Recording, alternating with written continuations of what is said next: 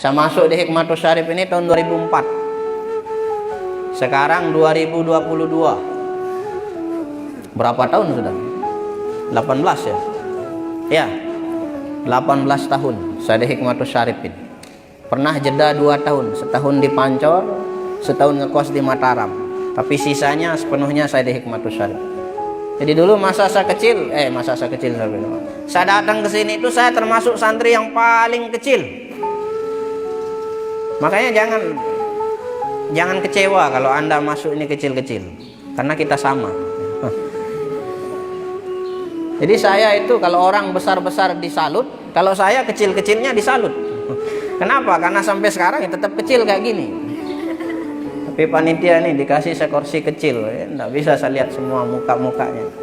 Ya, jadi dulu saya datang hanya diantar oleh satu orang dengan motor pinjaman saat itu.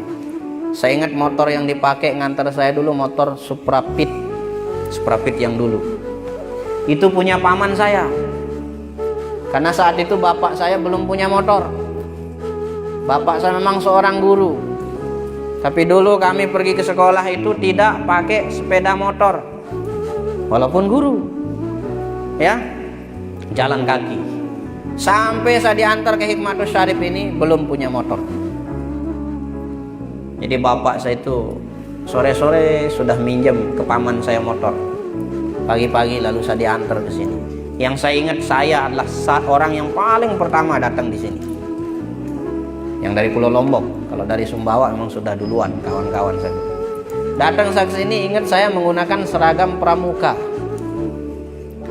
Karena saya belum punya seragam putih. Seragam pramuka, lengan panjang, kemudian kopiah bulat kayak gitu. Belum punya kopiah hitam. Kawan-kawan saya begitu hadir semua seragam kayak gini, putih-putih, kemudian kopiah hitam.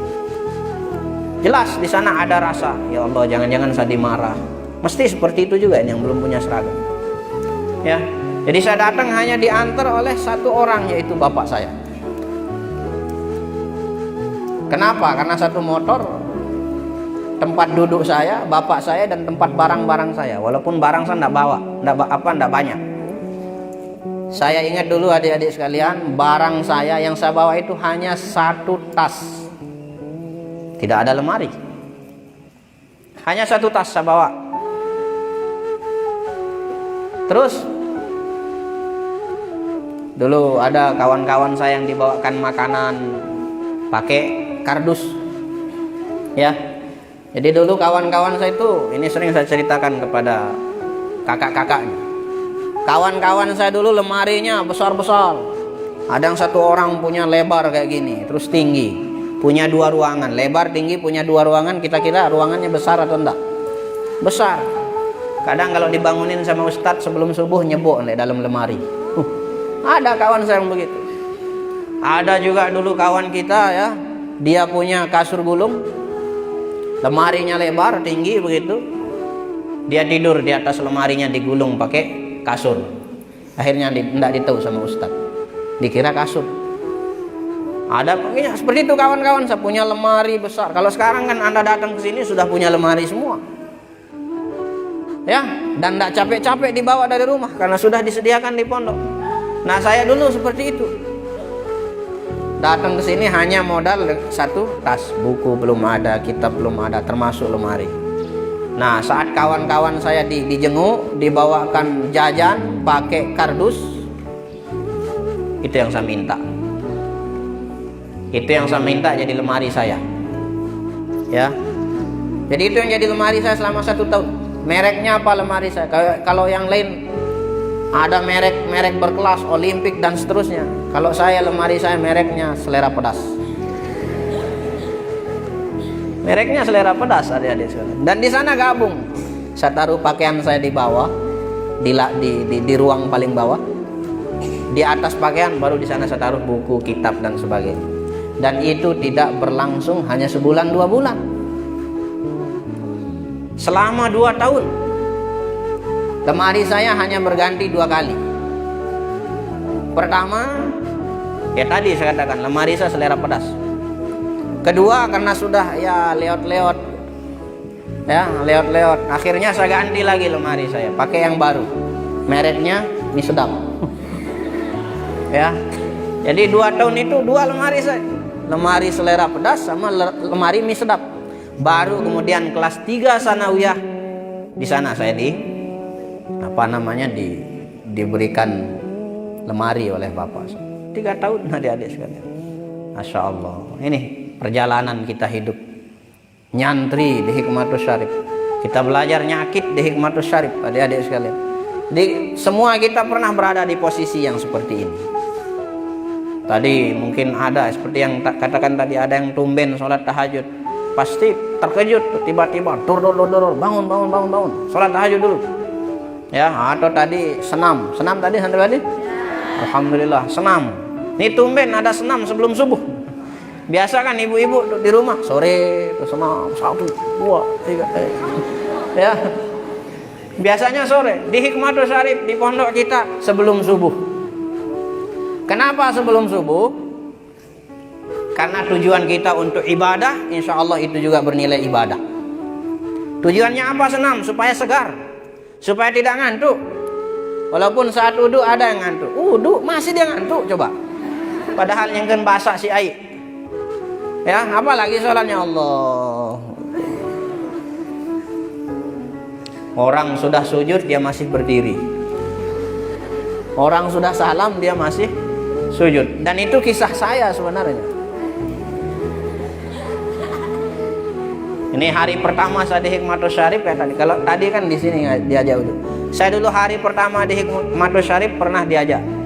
Ada kakak kelas saya dulu, namanya Kak Mustari Indah namanya. Laki-laki bukan perempuan. Ya, Mustari Indah namanya. Ada dari Gegelang sini? Gegelang Lingsar. Ada. Santri ada? Iya, beliau dari sana. Saat itu saya ingat, beliau yang ajak saya pergi wudhu. Wudhunya di mana? Di kolam masjid. Ya, wudhu di kolam masjid, baru saya duduk begitu mau ngambil air. Kakak kelas saya itu duduk, saya duduk sambil ngantuk. Ya, akhirnya saya mimpi tenggelam. Dan langsung kenyataan mimpi saya itu. Nih di kolam masjid ini, pernah saya nyeblung di sana. Ya, itu kisah awal-awal kita nyantri di sini. Jadi kalau kita dulu, masya Allah, sekarang kan enak. Mau komunikasi sama orang tua, tinggal Ustadz pinjam HP, mau nelpon. Nggak puas dengar suara Ustadz, mau PC. Sama orang tua, bukan sama saya. Ini enak. Kalau dulu beda, adik-adik sekalian. Kita harus ngirim surat. Masa-masa saya itu baru-baru ada HP, tapi belum semua orang punya. Ustadz ada yang punya HP, tapi bapak saya belum punya. Akhirnya masih kita pakai surat. Kalau sekarang kan enak, Pak, Ma, Ina, Ama, Mami, apa yang dah? Hah? Abi, apa lagi? Ya, dan seterusnya. Joang ke Kando, Pak, Yetri sikat gigi kejauhan. Kayak dulu ada santri, Ustadz saya minta izin pulang. Rumahmu di mana? Saya tidak sebut. Pokoknya timurnya, barat, utaranya, selatan. Ustadz saya mau izin pulang. Kamu kenapa? Sakit? Enggak Ustadz. Kenapa? Semua pulang ambil sikat katanya. Sikat gigi. Coba. Ini sekarang tuh enak. Jadi tinggal halo. Halo, Pak, Bu, bawain ini. Pak, Bu, uang belanja habis. Pak, Bu, sabun saya habis, bawain dong. Kalau dulu enggak. Sekarang dia habis, sekarang kita tulis surat. Assalamualaikum warahmatullahi wabarakatuh. Kepada yang tersayang bapak dan ibuku di rumah. Ananda ingin mengabarkan bahwa anak dalam keadaan sehat-sehat saja di pondok. Namun uang belanja Ananda habis, sabun Ananda habis. Semua dicurhatkan di surat. Ya. Dicurhatkan. Sekarang dia habis. Atau misalnya ngirim surat sambil sedih, kan surat rindu ini sama orang tua. Assalamualaikum Pak, Bu, gimana kabarnya? Ananda rindu sekali sama bapak dan ibu. Nangis saat nulis surat. Ya. Begitu dikirim, nyampenya 2 hari. Kita nangisnya 2 hari yang lalu, orang tua kita nangisnya 2 hari yang akan datang. Itu kita nulis surat dulu. Ya, saya juga pernah nulis pakai bahasa Inggris tuh sama bapak. Kalau dulu bapak saya ngajar bahasa Inggris, nulis pakai surat bahasa Inggris. Begitu saya libur pulang diprotes. Ini salah penulisannya. Ini salah, tata bahasanya ini salah.